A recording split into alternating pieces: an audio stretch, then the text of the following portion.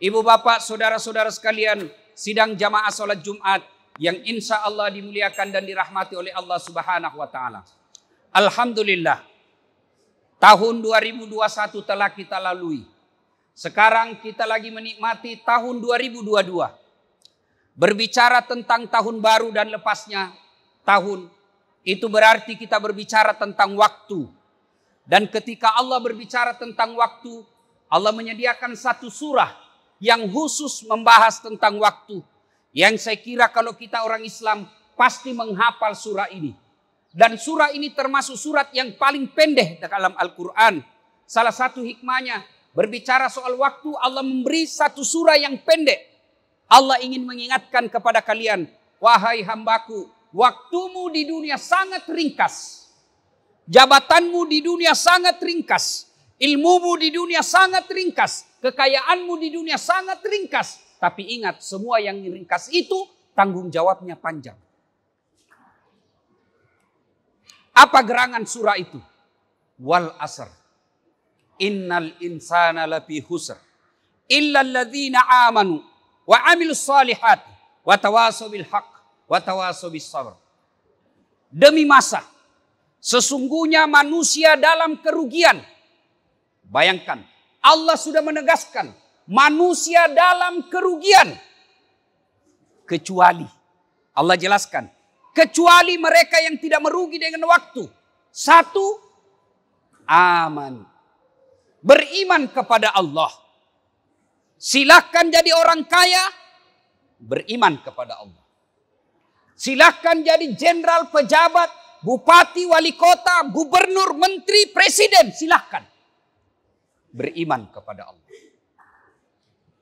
Silakan jadi pengusaha, beriman kepada Allah. Silakan jadi insinyur, beriman kepada Allah. Ketika kalian semua miliki dunia itu, lalu kalian tidak sertakan dengan iman, maka kalian harus tahu kata Allah, wa mal hayatud dunya illa mataul hurur. Dunia ini tipu daya saja buatmu. Orang yang tidak merugi dengan waktunya, mereka membekali dengan iman. Dia ilmuwan, ilmuwan beriman. Dia pengusaha, pengusaha beriman. Dia pejabat, pejabat yang beriman. Akhirnya apa? Dunia dia sukses, akhirat dia dapat. Dunia dia jaya, sorga akhiratnya. Tapi ketika tidak disertai dengan iman, percaya, pasti akan ada akhirnya. Presiden jabatan paling tinggi di Indonesia, sudah berapa presiden di Indonesia? Dan pada akhirnya mumpung dan enak dia kalau 10 tahun. Ada juga yang tidak cukup 10 tahun. Tapi tanggung jawabnya ketika tidak disertai dengan iman. Maka demi Allah, presiden, menteri, tentara, polisi, pengusaha, ilmumu yang kau dapat itu akan menyusahkanmu di akhirat kelak. Iman adalah fondasi awal dari semua apa yang kita lakukan. Silahkan apa saja, kerjakan apa saja. Iman. Paling siallah dia di dunia. Tidak ada jabatannya. Tidak punya ilmu. Miskin pula. Tidak populer pula. Jelek pula. Lalu tidak punya iman. Inilah yang disebut celaka di dunia. Celaka di akhirat. Maka Allah ingatkan. Merugi kalian kecuali dengan iman. Wujud nyata iman. Ketika kita berbicara tentang iman selalu bilang, oh saya beriman kepada Allah. Mengaku beriman kepada Allah gampang. Tapi kalau kau beriman kepada Allah, Allah nanti tanya, kau beriman kepada Allah. Kenapa tiap Jumat kau selalu terlambat? Tidak pernah juga kau saya dapat di saf pertama di masjid sholat Jumat. Selalu terlambat dan paling belakang duduk. Itukah orang beriman? Dan percaya, dunia pasti ada akhirnya. Dunia, dua saja rumusnya. Kalau bukan yang kita tinggalkan dunia, dunia yang tinggalkan kita. Yang kedua, agar tidak merugi dengan waktu ini, kata Allah dalam Al-Quran, wa amilus salihat. Mereka beramal soleh. Apa yang dimaksud amal soleh? Amal-amal, kebaikan-kebaikan yang bukan cuma kita yang nikmati, juga orang lain ikut menikmati.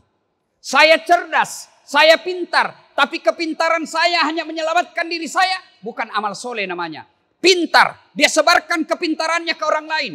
dia ajarkan kepada tetangganya, diajarkan kepada murid-muridnya. Itu disebut amal soleh. Amal yang berlari, amal yang ikut juga dinikmati orang lain.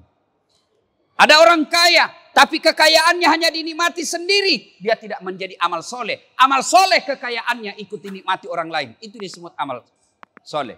Dia pejabat, pejabatnya hanya menguntungkan dirinya sendiri. Lalu dia jabatannya tidak menguntungkan orang lain. Maka dia termasuk rugi dengan jabatannya. Tapi kalau dia punya jabatan, jabatannya membuat orang semakin dekat dengan Allah. Maka itu disebut jabatannya beramal soleh. Yang ketiga, watawasau bil haq, watawasau bis sabar. Mereka yang nasihat menasehati dalam kebaikan dan nasihat menasehati dalam kesabaran. Ajak orang berbuat baik. Mengajak orang berbuat baik memang tidak gampang. Ada orang mau pakai sumbu pendek. Hari ini dia berdakwah, dia mau mengubah satu bangsa Indonesia. Tidak mungkin. Itulah sebabnya Rasulullah memberikan pelajaran buat kita. Rasulullah berdakwah 20 tahun. Baru mampu melakukan Fathul Makkah. Membebaskan Makkah. 20 tahun. Ada orang baru 3 tahun jadi pejabat. Dikeriti jabatannya. Lalu dia merasa apa itu pejabat. Tidak mampu memperbaiki. Dia baru 3 tahun berkuasa. Rasulullah 20 tahun. Dikelilingi oleh para sahabat. Orang baik agamanya. Orang bagus ilmunya. Orang bagus akhlaknya. 20 tahun baru berhasil. Nabi Nuh. 900 tahun lebih baru datang pertolongan Allah. Maka dibutuhkan kesabaran. Ketika Anda berdakwah perlu kesabaran. Ketika Anda berdakwah jangan menghalalkan segala cara. Ketika Anda menyampaikan amar ma'ruf nahi mungkar. Tetap ada koridor apa? Koridornya adab. Apalagi kita di Indonesia. Ada orang dakwah tapi memaki. Ada orang berdakwah memecahkan belah persatuan kita. Tentu tidak dibenarkan. Karena Pancasila mengajarkan kita dan itu juga agama. Apa Pancasila mengajarkan kita tentang adab? Sila kedua. Ketuhanan yang Maha Esa, kemanusiaan yang adil dan beradab. Agama juga mengajarkan kepada kita puncak dari semua ilmu adalah adab. Dan Rasulullah dihadirkan di dunia ini ditanya, "Ya Muhammad, untuk apa kau diutus ke muka bumi ini?" Liutammimal makarimal akhlak, memperbaiki akhlak manusia. Jadi kalau ada orang cerdas, ada orang hebat merasa dirinya, tapi tidak punya adab. Sesungguhnya dia di hadapan Allah manusia orang yang rendah.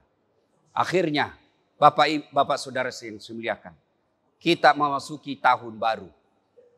Ibaratnya membuat konten.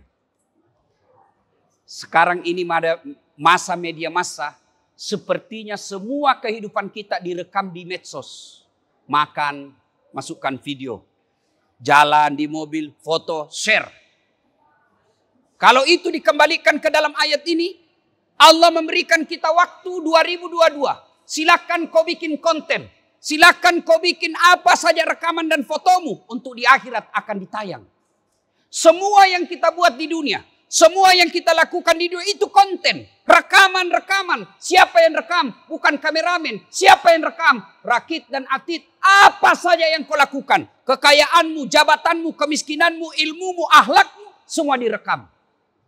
Dan pada saatnya nanti ditayangkan di akhirat. Di padang mahsyar. Diputar kitu film. Oh ini waktu dasat colek orang. Oh ini waktu bonceng cewek. Semua. Diputar semua itu. Dan alhamdulillah. Seperti layaknya bikin film. Sebelum ditayang itu saya kalau bikin konten-konten. Sebelum ditayang saya edit dulu. Oh ini jangan kasih masuk. Memecah belah persatuan. Hapus. Oh ini tidak bagus, merusak perasaan orang lain, hapus. Begitu juga di dunia, ada editnya. Apa editnya konten-konten yang kita bikin 2022 ini? Itulah taubat. Sebelum tayang film kita pernah salah di 2021. Pernah kita hilaf di 2001. Maka Allah sampaikan, wala tai'asu mir rauhillah. Ajakmu peturennu. Jangan kau putus asa. Saya kasih kau ampunanku. Dan hebatnya kita bertobat penuh dosa dan penuh langit dosa kita. Allah menyambut kita dengan dosa itu. Dengan menyambutnya berlari. Dan Allah menyampaikan. Innallaha yuhibbut tawwabina. Sesungguhnya Allah mencintai orang-orang yang bertaubat. Maka 2021 kita lewati. Menyongsong 2022. Masuk 2022 ini. Perbaiki kehidupan kita dengan bekal iman. Amal soleh. Nasihat menasehati dalam kebaikan dan nasihat-menasihati dalam kesabaran. Dan kalau ada noda dan salah yang telah kita lakukan, jangan putus asa dan kecewa karena Allah Maha Pengampun. Semoga ada manfaat. Lebih dan kurangnya mohon dimaafkan. Barakallahu li wa lakum wa izaizil mu'minin. Innahu huwal ghafurur rahim.